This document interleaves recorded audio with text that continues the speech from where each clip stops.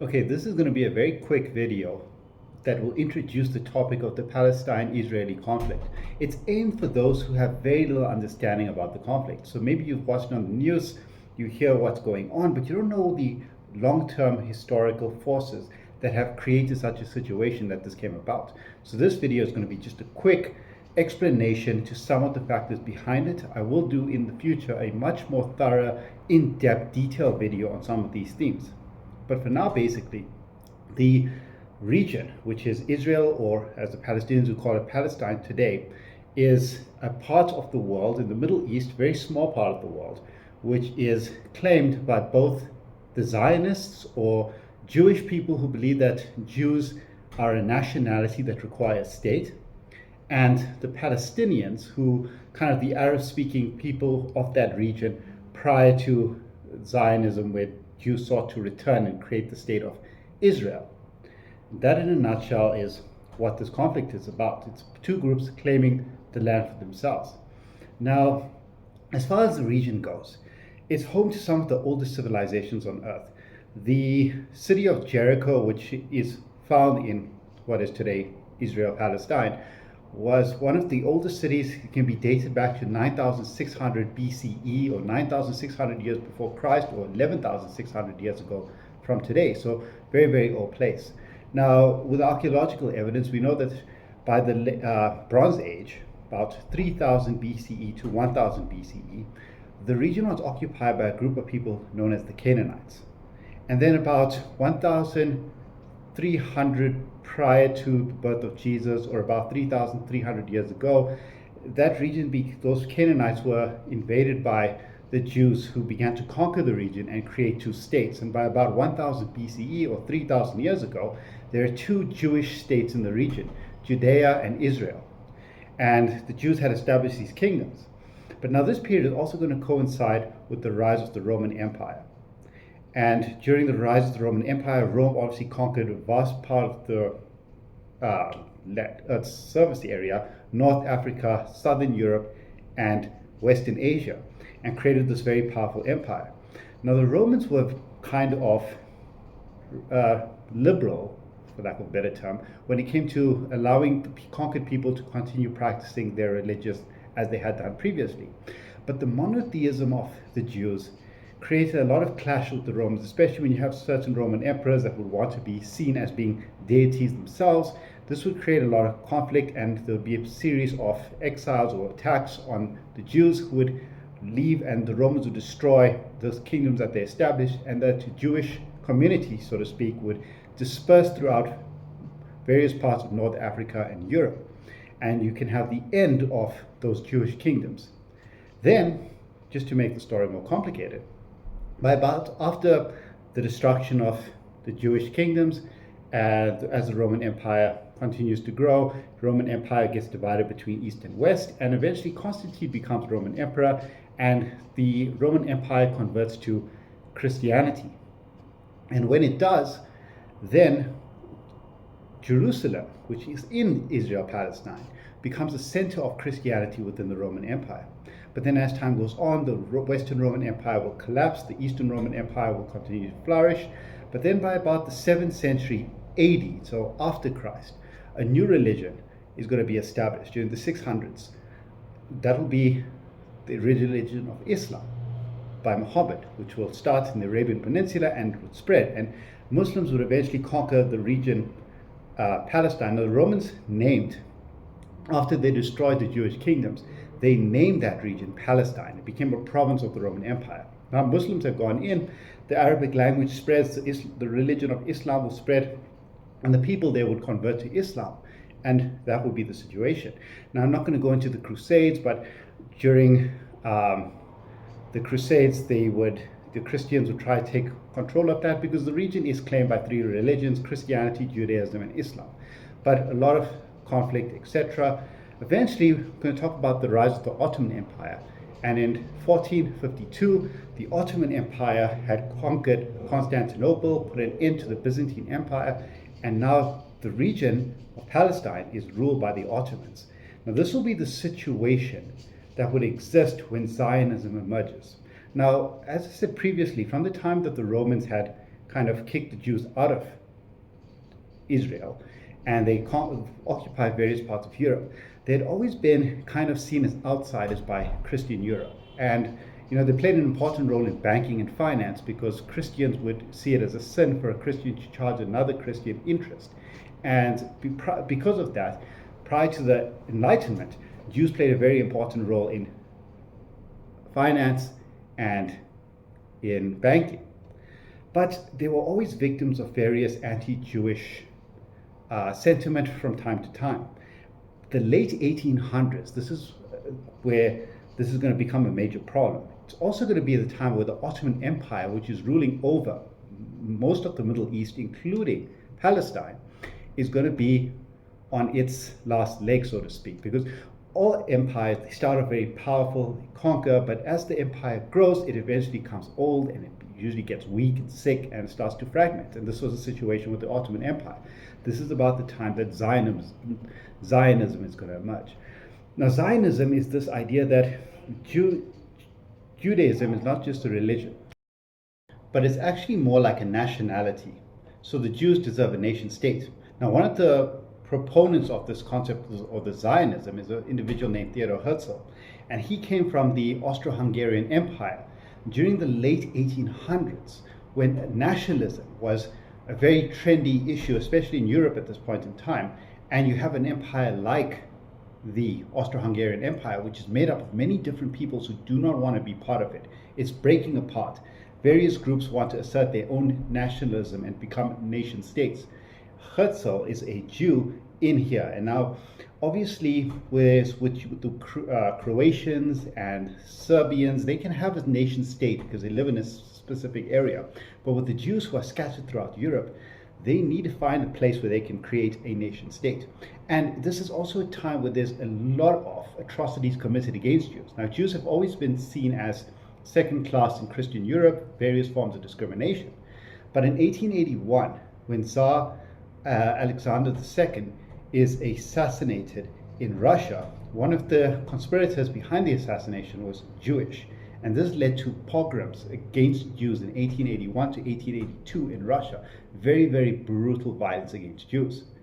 In 1894, Herzl would have witnessed the Dreyfus affair, where Albert Dreyfus, a very important French captain in the army, was accused of treason, conspiring with the German Empire, and falsely accused. This became a very trendy thing in the newspapers at that point in time, and Herzl and people like him realized that Jews will always be discriminated against, and they're looking for a state that they can create for themselves.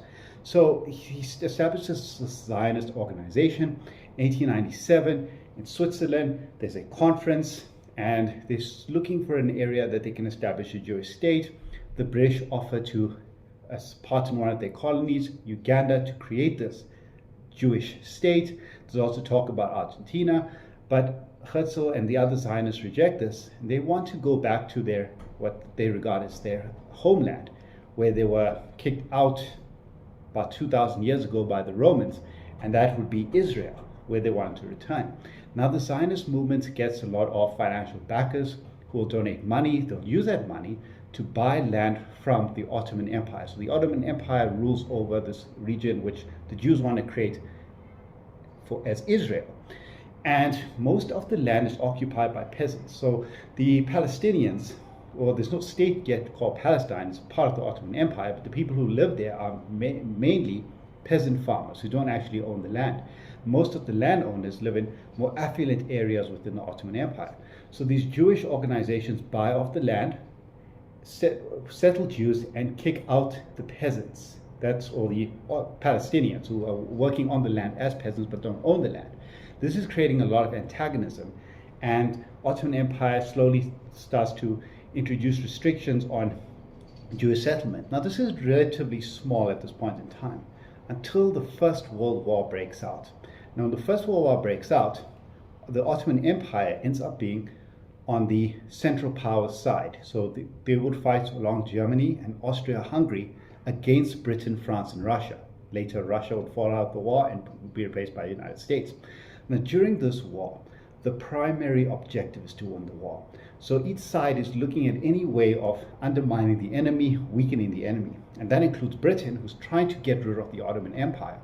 And in any attempt to weaken the Ottoman Empire, which is the ally to the powerful enemy, which is Germany, they would take it. This also means that they end up making promises after the war about what they're going to do with the land.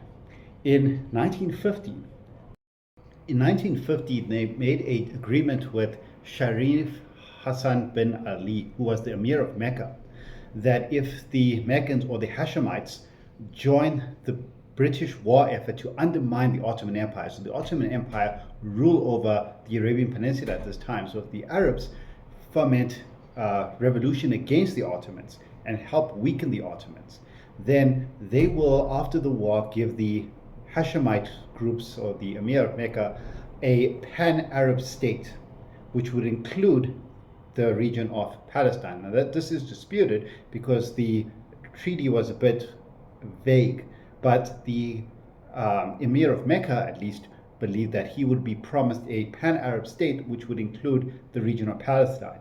And he fulfilled his part of the deal with T.E. Lawrence, or Lawrence of Arabia, led an uprising against the Ottoman Empire with the Hashemites supporting this.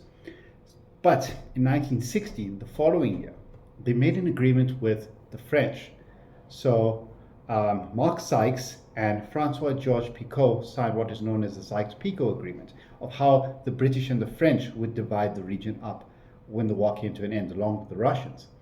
Now, there was an agreement that the Entente powers would not be allowed to negotiate post-war land redistribution without the other powers involved. So the agreement that was signed with the Emir of Mecca in 1915 would be something that would be frowned upon by the French and the Russians.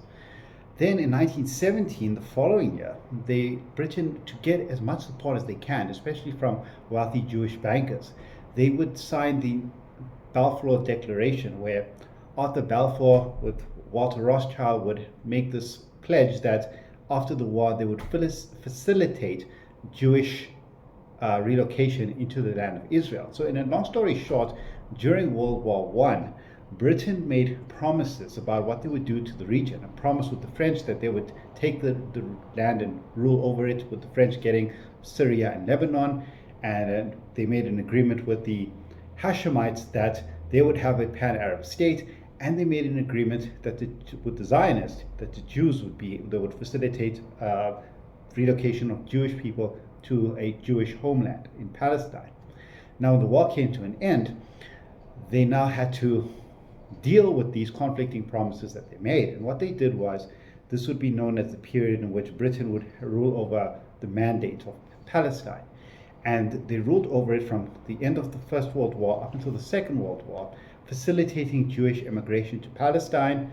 And this would lead to a lot of tensions between the Palestinians and the Zionists who are entering into the region, and a lot of violence between the two groups. Now, Britain at this point in time had colonies, huge colonies, like India and Nigeria, very, very populous. And just a few colonial administrators would be able to maintain law and order there.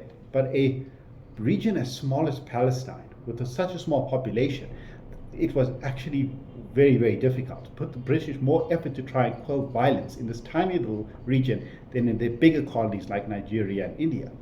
And violence would take place now because a lot of the Palestinians are unhappy with the Jewish coming in, buying off land, displacing them. They felt that they're slowly being kicked out of what to them is their home by the Zionists who left the region 2,000 years ago and now are coming back. And in 1936, they rebelled against the British, lots of violence. British would support the Jews, the Arabs would see it this way. And eventually there were Jewish, or what the British would call terrorist organizations, the Agun and the Leki, which would fight against the Arab population and fight against the British. In 1946, there was the famous bombing of the King David Hotel.